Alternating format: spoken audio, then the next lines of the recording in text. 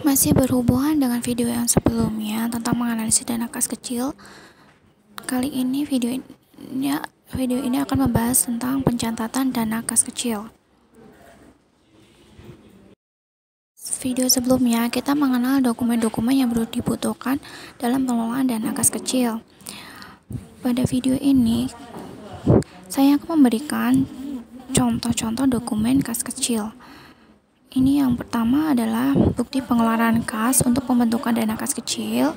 Di dalam bukti pengeluaran kas disebutkan jumlah dana kas kecil yang disetujui oleh perusahaan. Lalu yang dokumen yang kedua adalah bukti pengeluaran kas kecil. Di dalam bukti pengeluaran kas kecil terdapat rincian biaya yang dikeluarkan untuk dana kas kecil.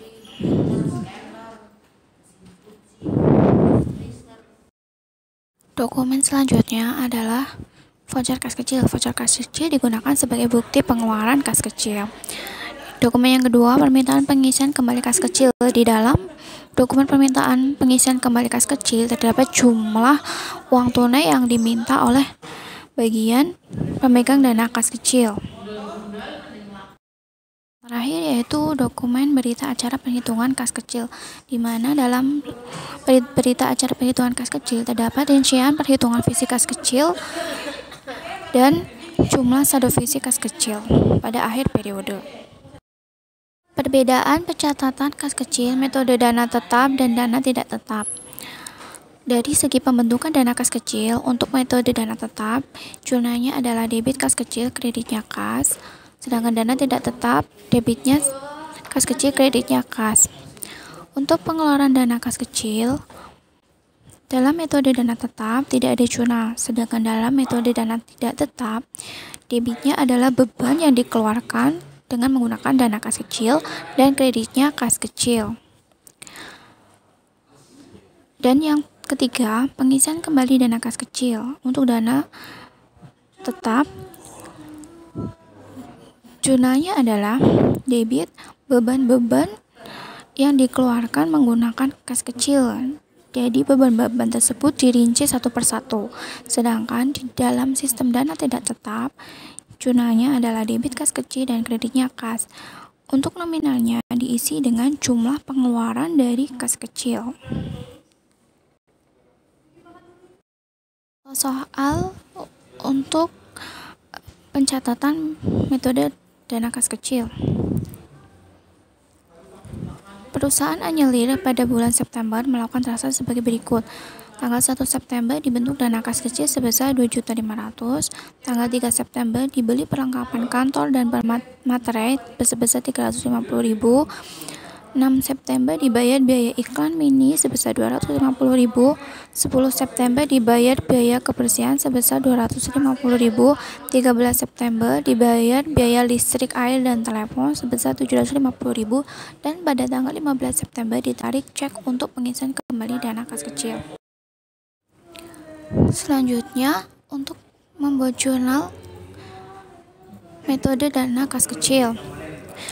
Untuk tanggal 1 September, pada saat pembentukan dana kas kecil untuk metode dana tidak tetap, debit kas kecil 2.500.000, kreditnya kas 2.500.000. Untuk metode dana tetap, jurnalnya sama dengan metode dana tidak tetap, yaitu debit kas kecil 2.500.000, kredit kas 2.500.000. Untuk tanggal 3 September, pada saat pengeluaran kas kecil, debit perlengkapan kantor 350.000 dan kreditnya kas kecil 350.000. Ini untuk metode dana tidak tetap. Sedangkan untuk metode dana tetap tidak ada jurnal. Tanggal 6 September, metode dana tidak tetap, biaya iklan mini debit, kreditnya kas kecil 250.000. Dan metode dana tidak tetap tidak ada jurnal. Untuk tanggal 10 September, metode dana tidak tetap, debitnya biaya kebersihan 250.000, kreditnya kas kecil 250.000. Sedangkan untuk metode dana tetap tidak di jurnal. Pada tanggal 13 September, untuk metode dana tidak tetap, Debit biaya listrik, air, dan telepon 750.000 dan kreditnya kas kecil 750.000. Sedangkan untuk metode dana tetap tidak ada jurnal.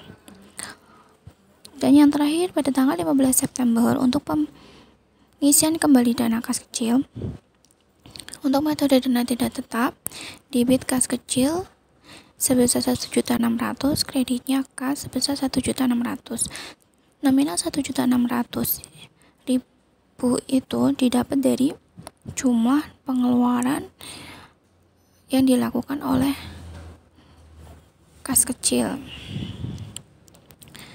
Sedangkan metode dana tetap jurnalnya adalah debit perlengkapan kantor 350.000, biaya iklan minit 250.000, biaya kebersihan 250.000, dan biaya listrik, air, dan telepon 750.000 dan kreditnya adalah kas. Ini perbedaan antara metode pencatatan metode dana tidak tetap dan dana tetap.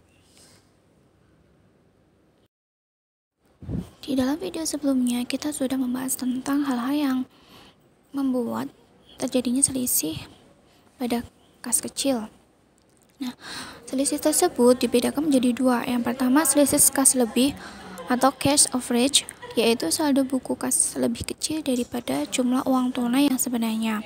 Contohnya, pada tanggal 31 Mei 2020 terdapat saldo kas kecil sebesar 1.600.000, tetapi jumlah kas kecil secara fisik 1.800.000. Berarti ada selisih kas lebih sebesar 200.000. Untuk jurnal selisih kas lebih, debitnya kas kecil 200.000 dan kreditnya selisih kas kecil 200.000. Sedangkan untuk selisih kas kurang atau cash shortage, yaitu saldo buku kas lebih besar daripada jumlah uang tunai yang sebenarnya. Contohnya, pada tanggal 31 Mei 2020 terdapat saldo kas kecil sebesar 2 juta, tetapi jumlah kas kecil secara fisik sebesar 1.800.000. Berarti ada selisih kas lebih kecil sebesar 200.000. Jurnalnya adalah debit selisih kas kecil 200.000 dan kredit kas kecil 200.000. Terima kasih, semoga video ini bermanfaat bagi kalian semuanya.